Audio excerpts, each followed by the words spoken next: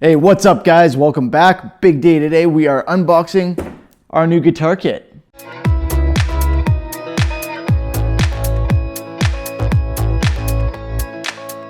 So as most of you probably know, we have our new Stratocaster kit here. I'm very excited to get this thing unboxed and take a look at how it looks.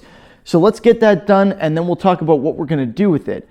Beforehand though, I just gave one of these away for my 50,000 subscriber contest. And shortly after doing so, I found out that our winner actually has a YouTube channel of his own. So I figured, hey, why not?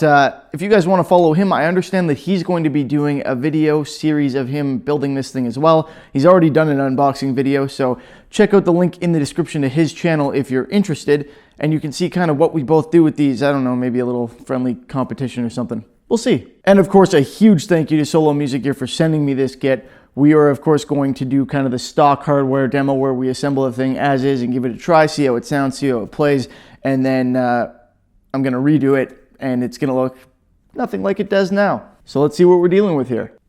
All right, first things first, let's get this opened up, shall we?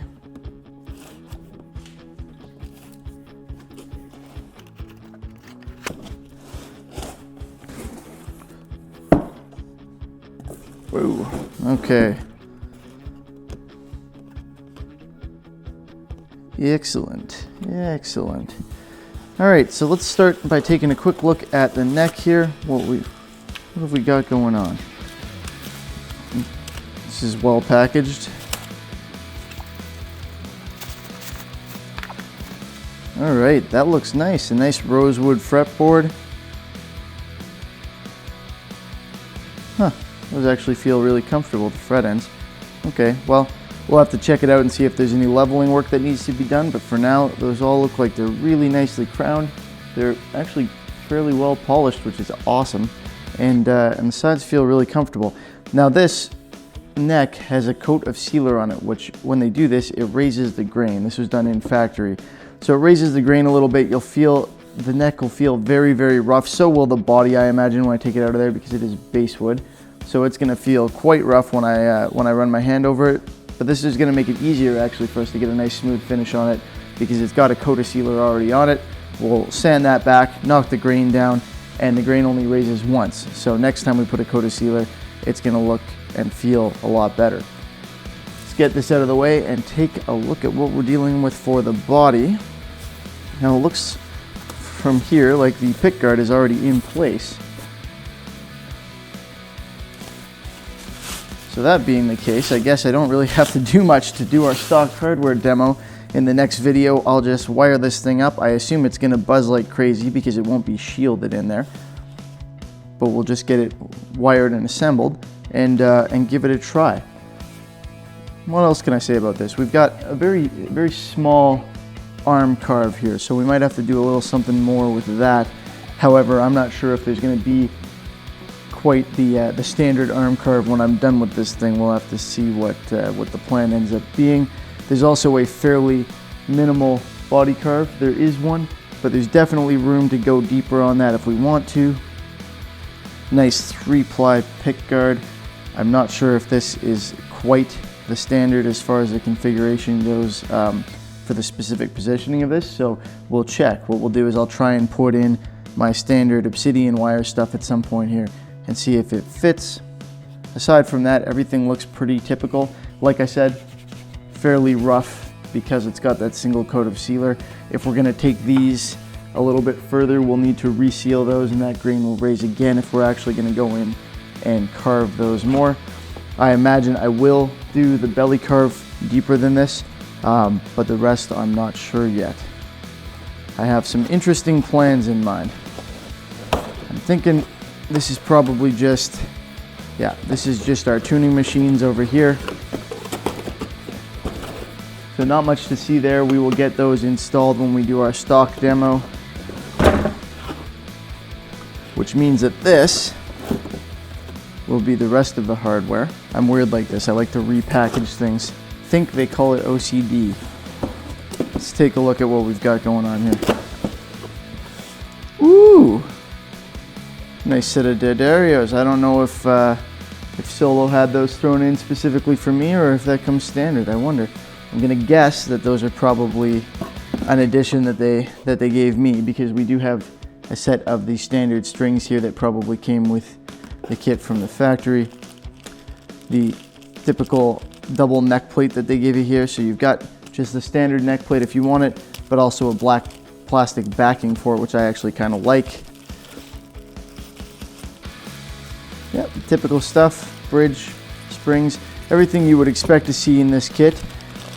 All right, whammy bar. I don't use those very often, frankly, and a cable that you'll never use. The rest of our tuning machine hardware, and of course our bridge. I'm going to package this all back up before I lose it, except for that cable. That goes in the pile of cables that comes with kits. Come with kits, rather.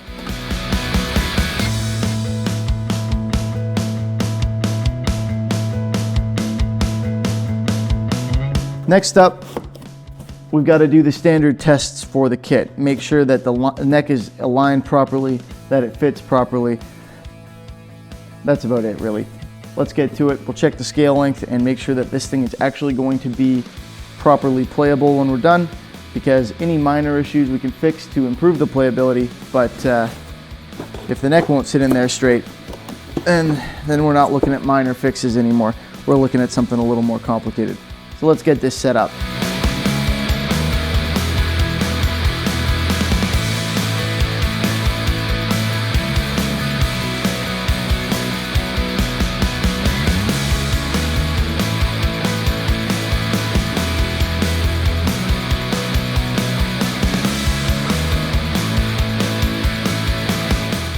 Okay, so the setup part, pretty straightforward. We're going to start by checking our neck fit, make sure that it, 1, fits, and 2, fits snugly.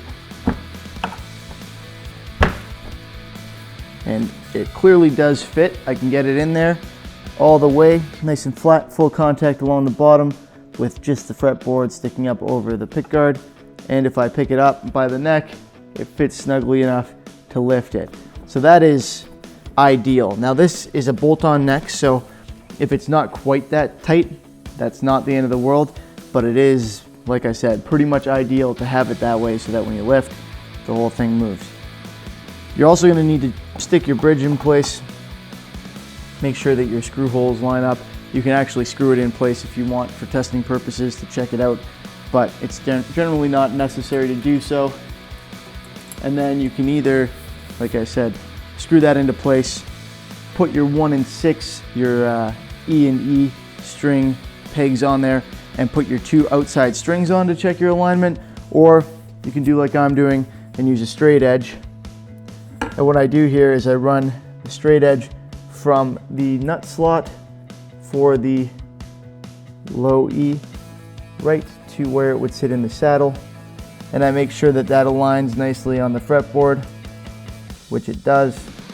And now I'm going to move to the other side and do the same thing with high E to high E, and double check that it has approximately the same distance from the edge of the fretboard.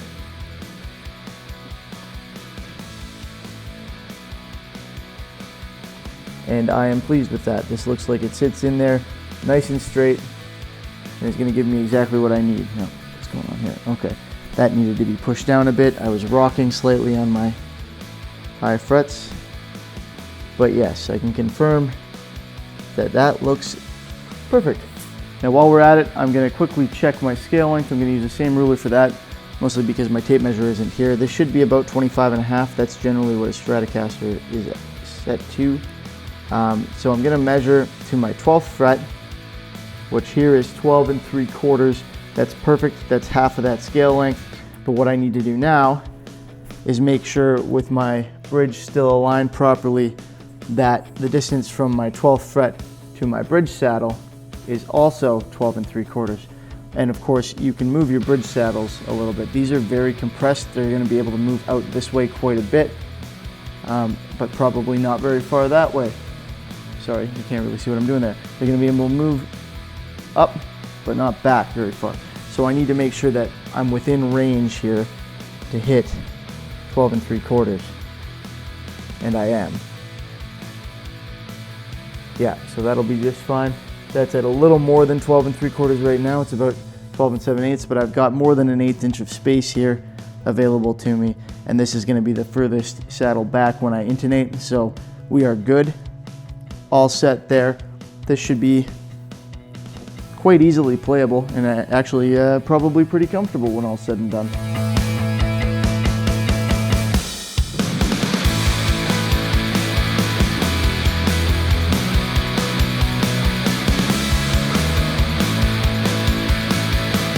Well guys, that's looking really good. I'm excited to get started on this. Hopefully you are too. But we're gonna wait a while here because I'm gonna need you to help me decide what we're gonna do with this. Options, you know? Options. So we are going to pick a theme here. We'll keep it pretty straightforward on the options. Do we wanna go like an old, rustic, possibly steampunk type look? That's one. A futuristic kind of cyberpunk look. I'm getting a lot of the word punk here. Or do we wanna look at something more natural? Let me know what you think. So drop a comment down there. Let me know what you think of those three options. Either way, we are going to do something very interesting with this. It's not going to look like a standard, Strat kit when we're done with it. So let me know what you think. I look forward to hearing from you, and we'll get started on this thing in the near future. Don't forget to subscribe so that you can keep up to date with the progress as it goes. And as always, thank you for watching. Hope you enjoyed the video, and I will see you next time. Have a good one.